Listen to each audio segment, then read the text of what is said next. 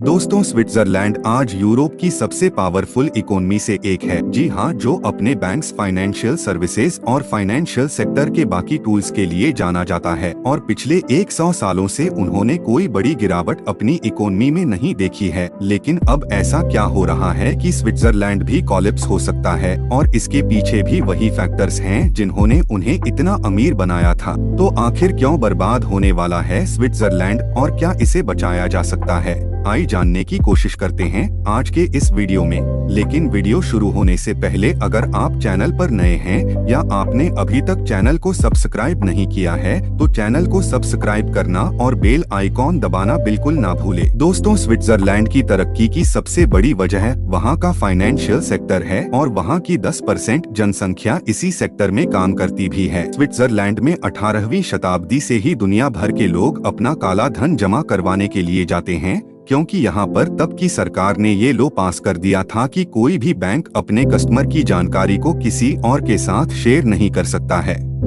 इसके बाद 1934 में सरकार फेडरल एक्ट ऑफ बैंक और सेविंग्स बैंक नाम का एक कानून लेकर आई, जिसके पीछे अनुच्छेद 47 के मुताबिक अगर कोई भी बैंक अपने कस्टमर की जानकारी को लीक करेगा तो उसे एक क्रिमिनल ऑफेंस माना जाएगा, और इसके लिए अधिकारियों को 5 साल की जेल तक हो सकती है। यानी स्विट्जरलैंड के लॉ ही ऐसे हैं कि वो वहाँ के कस्टमर के प्राइवेसी को प्रोटेक्ट करते हैं। यही चीज थी जिसने लोगों को स्विट्जरलैंड की तरफ अट्रैक्ट किया, और लोग अपना पैसा यहाँ आकर रखने लगे। स्विस बैंक्स में अकाउंट खोलने का प्रोसेस भी बहुत सिंपल है।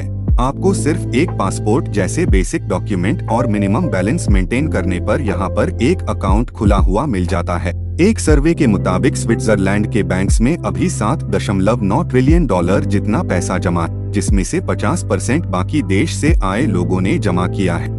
इस लॉस के मुताबिक अगर किसी दूसरे देश की सरकार को यह इंफॉर्मेशन चाहिए तो पहले उन्हें स्विट्जरलैंड की सरकार की परमिशन लेनी होगी। इस परमिशन के बाद उन्हें उसे अकाउंट होल्डर की परमिशन भी लेनी होगी, और अगर उस अकाउंट होल्डर के नाम पर कोई क्रिमिनल कंप्लेंट नहीं है तो उस हालात में बैंक जानकारी लीक नहीं करेगा। लेकिन हल्के कुछ वक्त में बहुत कुछ बदला है।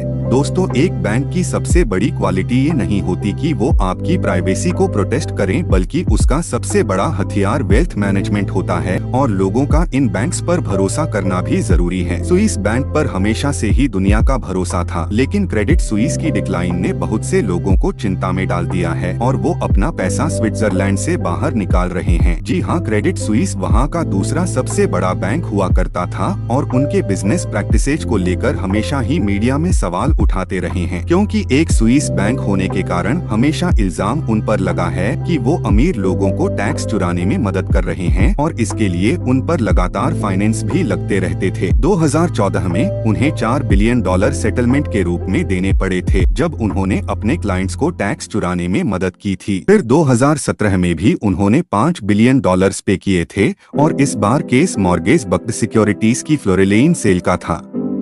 2021 में भी उन्होंने $500 मिलियन खर्च किए थे ताकि वो मोज़म्बिक में हुए एक स्कैंडल से खुद को अलग कर सकें। तो अभी साफ देख सकते हैं कि उनकी और लॉ एनफोर्समेंट की जंग पुरानी है। लेकिन अभी तक क्रेडिट स्विस इतना प्रॉफिट काम रहा था कि ये फाइन्स उनके लिए बिजनेस एक्सपेंस की तरह हो गई थे, और मार्केट उन्हें अभी भी एक सक्सेसफुल और ट्रस्टेड बैंक की तरह ही देख रहा था। लेकिन ये सभी कुछ बदला 2021 में। जी हाँ, जब ग्रीनसील कैपिटल नाम की एक ब्रिटिश कंपनी ने ये दावा किया कि उनकी आर्टिफिशियल इंटेलिजेंस टेक्नोलॉजी की मदद से वो फाइनेंस की सप्लाई चेन इंडस्ट्री को रिवॉल्यूशनी कर देंगे, और साथ ही उनका एल्गोरिथम डिटरमाइन करने में भी बहुत आगे है कि किस लोन लेना ज्यादा सेफ है। लेकिन बाद में पता चला कि उनका एआई परफेक्ट नहीं है, और वो ज्यादातर कैपिटल को कुछ थोड़े से रिस्की इंडस्ट्रियल फॉरवर्ड्स को ही दे रहे हैं, जिस वजह से बात ये कंपनी कोलैप्स कर गए। क्रेडिट स्विस और ग्रीनसिल का आपस में काफी गहरा रिश्ता था। दोस्तों, क्रेडिट स्विस उन्हें बैक भी कर रहा था, साथ ही उन्होंने अपने क्लाइंट्स को भी ग्रीनसिल के बॉन्ड बेचने शुरू कर दिए थे, जिससे काफी क्लाइंट्स का नुकसान हुआ। इसके साथ साथ क्रेडिट स्विस ने आर्केगोस नाम के एक हेज फंड को भी लॉन्च किया थे, और $4.7 बिलियन का नुकसान भी झेला था, जिस वजह से 2021 में बैंक पूरी तरह से लॉस में चला गया। फिर अचानक मार्च में सिलिकॉन वैली बैंक कोलैप्स हो जाता है और इसके साथ ही साथ क्रेडिट सुइस के शेयर्स में भी 20% की गिरावट देखने को मिलती है। फिर इसके तुरंत बाद क्रेडिट सुइस अगले दिन अपनी एनुअल रिपोर्ट जारी करता है, जिसमें न सिर्फ उनके 2022 के लॉसेस शामिल थे बल्कि साथ ही में ये भी मेंशन्ड होता है कि उनकी फाइनेंशियल स्टेटमेंट काफी कॉम्प्लिकेटेड हैं, जिस वजह से ये रिपोर्ट तैयार करते हुए उन्होंने इफेक्टिव इंटरनल कंट्रोल्स मेंटेन नहीं किए हैं, जिसका सीधा सा मतलब ये है कि उन्हें नहीं पता है कि ये रिपोर्ट 100% एक्यूरेट है या नहीं। इस इवेंट ने भी एक नया पैनिक क्रिएट कर दिया। जिस तरह से सिलिकॉन वैली बैंक के बाद 2 और बैंक जल्दी कोलैप्स हो गए थे, बहुत से लोगों को लगा कि क्रेडिट सुइस भी कोलैप्स कर जाएगा। इसलिए 16 मार्च के दिन उन्होंने स्विस सेंट्रल बैंक से 50 बिलियन फ्रैंक्स या $50 बिलियन का लोन लिया ताकि वो विथड्रॉल को अप्रूव कर पाएं। लेकिन इस लोन ने ये साबित भी कर दिया था कि बैंक के पास कैश की कितनी कमी थी और इन्वेस्टर्स ने अपना सर पैसा यहाँ से निकाल दिया और क्रेडिट सुइस को स्विट्जरलैंड के सबसे बड़े बैंक UBS ने फिर 1 फ्रैंक देकर खरीद लिया था। जहाँ एक तरफ वहाँ का दूसरा सबसे बड़ा बैंक कोलैप्स हुआ दोस्तों, वहीं दूसरी तरफ 2018 में जब भारत समेत दुनिया भर के कई सारे देश स्विट्जरलैंड पर यह प्रेशर बना रहे थे कि वो अपने बैंक अकाउंट्स की जानकारी को रिलीज करें और इसके बाद एक automatic exchange of information system बनाया गया, जिसके तहत स्विट्जरलैंड ये जानकारी देने के लिए मन गया। भारत के साथ साथ 101 देश को इस सिस्टम के साथ जोड़ा गया और इन 101 देश में रह रहे लोगों के करीब 34 लाख अकाउंट्स यहाँ पर है। भारत समेत 74 कंट्रीज ऐसी हैं जिनके साथ स्विट्स गवर्नमेंट ने रेसिप्रोकल इंफॉर्मेशन शेयरिंग की बात की है, यानी भारत भी स्विट्स गवर्नमेंट को जानकारी देगा और स्विट्स गवर्नमेंट भी भारत को इस इंफॉर्मेशन का पहले ड्राफ्ट सितंबर 2019 में ही मिल गया था। यानी इस बैंक्स के 2 बड़े फैक्टर्स प्राइवेसी और बैंक सिक्योरिटी दोनों ही अब एक कंप्रोमाइज पोजीशन में हैं। अब किसी को काला धन छुपाना है तो वो बिल्कुल भी स्विट्जरलैंड नहीं जाएगा और अगर उसके अलावा किसी को बैंक से कम है तो शायद वो JP मॉर्गन या गोल्डमैन सक्स जैसे प्लेयर्स को अब ज्यादा पसंद करेंगे। अगर इससे स्विट्जरलैंड के बैंकिंग सेक्टर को नुकसान होता है तो फिर स्विट्जरलैंड की दूसरी बड़ी इंडस्ट्री हाई स्किल मैन्युफैक्चरिंग है, जहां फिर चाहे वो स्विस वॉचेस हो या स्विस नाइफ्स, ये अपने डिजाइन्स और एफिशिएंसी के लिए दुनिया में मशहूर हैं। स्विट्जरलैंड को अगर आप आगे बढ़ना है तो इस सेक्टर पर भी ध्यान देना होगा। लेकिन अब सवाल ये है कि स्विट्जरलैंड के कोलैप्स होने के कितने चांसेस है। स्विट्जरलैंड के पास एक बड़ा एडवांटेज यह भी है, अपनी न्यूट्रलिटी पॉलिसी के कारण वो सभी देश के साथ अच्छे रिश्ते मेंटेन किए हुए हैं। स्विट्जरलैंड अभी तो यूरोपियन यूनियन का मेंबर नहीं है, लेकिन फिर भी वो एक मेंबर स्टेट की तरह ही एक सिंगल मार्केट के प्रिंसिपल को फॉलो करता है। इस वजह से उसके पास इंटरनेशनल ट्रेड में भी एक बड़ी एडवांटेज है। स्विट्जरलैंड की टूरिस्ट में इंडस्ट्री भी काफी डेवलप्ड है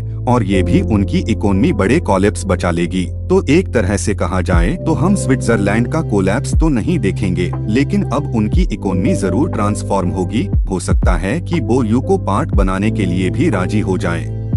जैसे ही स्विट्जरलैंड से फॉरेन वेल्थ जाती रहेगी, उनकी करेंसी भी इस हिसाब से अपना रेट एडजस्ट होते हुए गिरेगी और मुमकिन है कि उसे स्टेबलाइज करने के लिए भी यू जैसे की यूनियन की बैंकिंग काफी मदद कर सकती है। न्यूट्रलिटी की पॉलिसी को तोड़ते हुए स्विट्जरलैंड ने इस बार रूस के यूक्रेन पर हमले का विरोध किया था, जो दर्शाता है कि स्विट्जरलैंड अब वेस्टर्न वर्ल्ड के कैंप में जाने लगा है और मुमकिन है कि ये आने वाले समय के लिए कुछ इम्पोर्टेंट साइंस हो।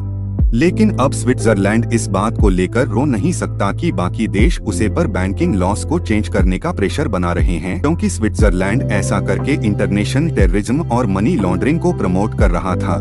अगर स्विट्जरलैंड की जगह कोई मिडिल ईस्ट का देश ऐसा कर रहा होता तो अभी तक तो अमेरिका उसे पर हमला कर देता। इसलिए स्विट्जरलैंड को भी अब एक डिटेल प्लान के तहत अपनी इकोनॉमी के जहाज को दूसरी तरफ मोड़ना होगा। स्विट्जरलैंड के लिए यह ट्रांसलेशन पीरियड कैसा रहेगा, और वो भी तब जब क्लाइमेट चेंज और बाकी समस्याओं से निपटाने के लिए भी वेस्टर्न वर्ल्ड ने कुछ कड़े स्टेप्स उठाने शुरू किए हैं, जिसमें ग्रीन एनर्जी और बाकी चीज शामिल हैं। स्विट्जरलैंड को ये डर भी होना चाहिए कि अगर अब उन्होंने IT, स्पेस ट्रैवल या फिर ग्रीन एनर्जी जैसी दूसरी फ्यूचरिस्टिक टेक्नोलॉजी में इन्वेस्ट करना शुरू नहीं किया तो आने वाले समय में बस वो एक सोफिस्टिकेटेड फैक्ट्री बनकर रह जाएंगे और दुनिया आगे निकाल जाएगी। तो दोस्तों, आपको क्या लगता है कि क्या स्विट्जरलैंड की इकोनॉमिक डोमिनेंस आप खत्म होने वाली है? अपनी राय हमें कमेंट सेक्शन में जरूर बताएं। उम्मीद है कि आपको आज के इस वीडियो में काफी कुछ नया मिला होगा। अगर आपको ये वीडियो पसंद आया है तो वीडियो को लाइक करें और शेयर करें। अगर आप चैनल पर नए हैं तो जाने से पहले चैनल को सब्सक्राइब करना भी ना भूलें।